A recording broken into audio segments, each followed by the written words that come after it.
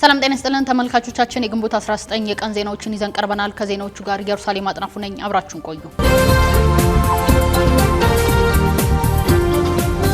የኢድ አልአድሃ አረፋ በዓል በድምቀት ተከብሮ መዋሉን ተገለጸ። 1447ኛው የኢድ አልአድሃ አረፋ በዓል በእስልምና እምነት ተከታዮች ዘንድ በመላ ሀገሪቱ በተለያዩ ሃይማኖታዊ ስነ ስርዓቶች በዛሬው ዕለት ተከብሯል።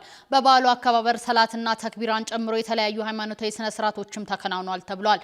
የኢትዮጵያ እስልምና ጠቅላይ ምክር ቤት በሀገር ውስጥና በውጭ ሀገራት ለሚገኙ ኢትዮጵያውያን ሙስሊሞች እንኳን አደረሳችሁ መልካም ምኞታቸውንም ገልጸዋል።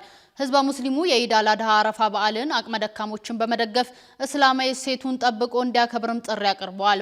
በዓሉ የነብዩላህ ኢብራሂም ታማኝነትን፣ መስዋዕትነትና ትዕግስትን የሚታወስበት በመሆኑ ህዝበ ሙስሊሙ መንፈሳዊ እሴቱን ጠብቆ ሊያከብረው እንደሚገባ አስታውሷል። በዓሉን በመረዳዳትና በመተጋገዝ ማክበር እንደሚገባም ገልጾ አቅመ ደካሞችን፣ ወላጆቻቸውን ያጡ ህጻናትና ህሙማንን በመጠየቅ በመርዳት ማክበር ይገባል ብለዋል።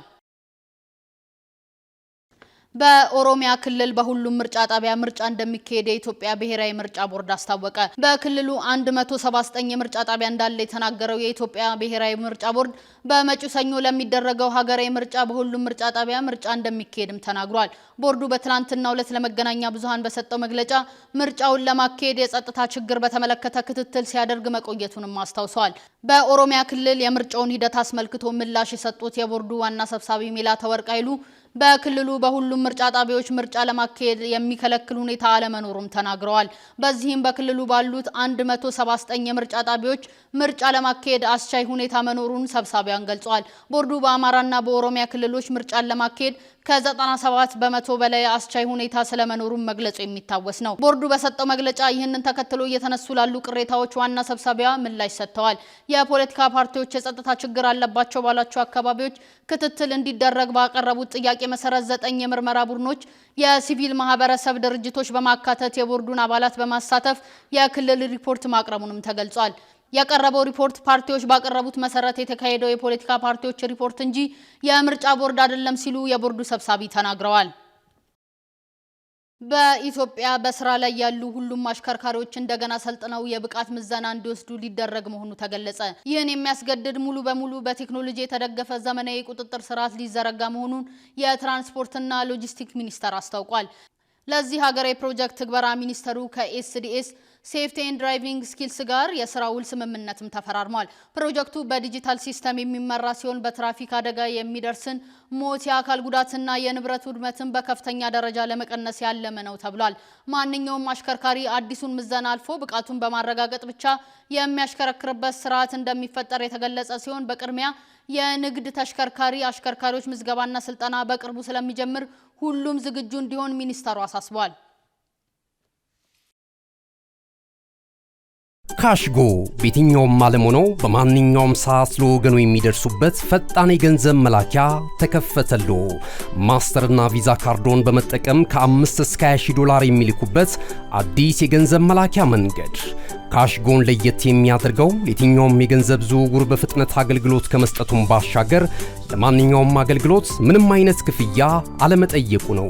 በሀገራችን ታሪክ ገንዘብን ከውጪ ወደ ሀገር ቤት በማስተላለፍ በመተግበሪያ መልክ አገልግሎት መስጠት የጀመረው የመጀመሪያው ሀገር በቀል የገንዘብ መላኪያ ዘዴ ካሽጎ ከ4500 በላይ ባሉ የባንክ ቅርንጫፎች አገልግሎት እየሰጠ ይገኛል።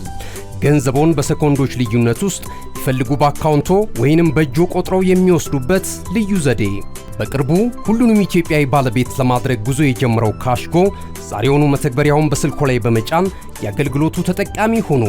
ፍጥነት መለያችን፣ ኢትዮጵያን መክፈቻችን፣ ካሽጎ ነው መላኪያችን። ካሽጎ የአዲሱ ትውልድ ብራንድ። ወደ ባህር ማዶ ዜናችን ስናልፍ የአሜሪካን የተራቀቀ ድሮን መጥቶ መጣሉን የኢራን አብዮታዊ ዘብ ኃይል አስታወቀ። የኢራን አብዮታዊ ዘብ ኃይል የአሜሪካን MQ-9 ሪፐር የተራቀቀ የሰው አልባ አውሮፕላን ድሮን መጥቶ መጣሉንና የኢራንን የአየር ክልል ጥሳለች በተባለች አሜሪካ የተዋጊ ጄት ላይ ተኩስ መክፈቱን አስታውቋል። ይህ እርምጃ በቴህራንና በዋሽንግተን መካከል ያለውን ቀጠናዊ ውጥረት በከፍተኛ ደረጃ እንዳባባሰውን ተገልጿል። ከኢራን መንግስት ጋር ቁርኝት ያላቸው መገናኛ ብዙሃን እንደዘገቡት ከሆነ ድርጊቱ የተፈጸመው በቀጠናው እየተካሄዱ ባሉ ወታደራዊ ግጭቶችና የተኩስ አቁም ስምምነት ጥሰት ክሶች መባባስ መካከል ነው። የዩናይትድ ስቴትስ መከላከያ ሚኒስቴር የድሮን መውደም እስካሁን በይፋ ባይረጋገጥም በጉዳዩ ዙሪያ ያሉ በርካታ ዝርዝር መረጃዎች አሁንም እያከራከሩ ይገኛሉ። MQ-9 ሪፐር የተባለው ድሮን የአሜሪካን ጦር በስፋት ለስለላና ለታለሙ ጥቃቶች የሚጠቀምበት ዋነኛ የጦር መሳሪያ ሲሆን በመካከለኛው ምስራቅ ለጸረ ሽብርና ለደህንነት ክትትል አገልግሎት በከፍተኛ ደረጃ ጥቅም ላይ የሚውልም ነው ተብሏል። በኮሪያ ልሳነ ምድር ውጥረቱ የነገሰ ሲሆን ሰሜን ኮሪያ ባላስቲክ ሚሳኤሎችን ማስወንጨፏም ተገልጿል። በቀጠናው ያለው ወታደራዊና ዲፕሎማሲያዊ ውጥረት እጅግ በበረታበት በአሁኑ ወቅት ሰሜን ኮሪያ በርካታ የባላስቲክ ሚሳኤሎችን ወደ ባህር መተኮሷን ተሰምቷል። የደቡብ ኮሪያ የጦር ኃይሎች ጠቅላይ እዝ እንዳስታወቀው ይህንን የኃይል ማሳያ እርምጃ የወሰደችው ደቡብ ኮሪያ ከዩናይትድ ስቴትስና ከጃፓን ጋር ያላትን ወታደራዊ ትብብር እያጠናከረች ባለችበት ወቅት መሆኑ ሁኔታውን ይበልጥ አሳሳቢ አድርጎታል።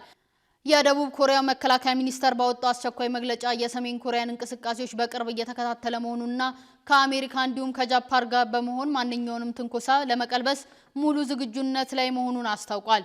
የደህንነት ባለሙያዎች እንደሚገምቱት የተተኮሱት ሚሳኤሎች በመቶዎች የሚቆጠሩ ኪሎሜትሮችን መጓዝ የሚችሉ የባላስቲክ ሚሳኤል አይነቶች ናቸው። ይህ የፒዮንግያንግ እርምጃ የተባበሩት መንግስታት ድርጅት በሰሜን ኮሪያ ላይ የጣለውን የደህንነት እገዳ በግልጽ የጣሰ መሆኑ የአሜሪካና የጃፓን የደህንነት ተቋማት ጉዳዩን በልዩ ትኩረት እየመረመሩት ይገኛሉ። የሰሜን ኮሪያ መሪ ኪም ጆንግ ኡን የኒውክሌርና ሚሳኤል ክምችት ማዘመኑ እንደሚቀጥል በተደጋጋሚ መግለጻቸውም ይታወሳል። የዚህ የዛሬው የሚሳኤል ሙከራ በቀጠናው ላይ ሊያስከትል የሚችለውን የደህንነት ስጋት ተከትሎ በሲኦል፣ ቶኪዮና ዋሽንግተን መከላከያ ሚኒስትሮች ድንጋጤ መፍጠሩ እየተዘገበ ሲሆን ዓለም አቀፉ ማህበረሰብም ሁኔታውን ወደ ከፋ ግጭት እንዳያመራ በትኩረት እየተከታተለው ይገኛል።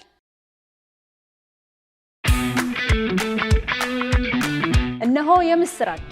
የ10 አየር መንገድ የበረራ ትኬት ለውድ ደንበኞቹ በተቀላጠፈና አስተማማኝ በሆነ መንገድ እያቀረበ ያለው። በዚህም በደንበኞቹ የተመሰገነው ጉዞጎ አሁን ደግሞ ተደራሽነቱን በማስፋት ተጨማሪ ባንኮችን በማካተት ለውድ ደንበኞቹ የበለጠ አስተማማኝ ለመሆን ችሏል። የጉዞጎን አፕሊኬሽን ከአፕ ስቶር ወይም ከፕላይ ስቶር በማውረድ የመነሻና የመድረሻ ከተማዎትን መርጠው ዋጋ አወዳድረው የሀገር ውስጥም ሆነ ዓለም አቀፍ በረራ ማድረግ ካሰቡ የበረራ ትኬቶን ክፍያ በአቅራቢያው በሚገኙ ባንኮች አንድም በአካል በመሄድ ወይም በኦንላይን የክፍያ አማራጮች ክፍያዎትን በመፈጸም የበረራ ትኬቶን በእጅ ያስገቡ። ከዚህም በተጨማሪ እንደ ሁሉ ጊዜው ወደ ጉዞጎ የጥሪ ማዕከላችን 7473 በመደወል ከሙሉ የበረራ መረጃ ጋር የ24 ሰዓት የትኬት አገልግሎት ማግኘት እንደሚችሉ ስናበስሮ በታላቅ ደስታ ነው። ለበረራዎ ጉዞጎ።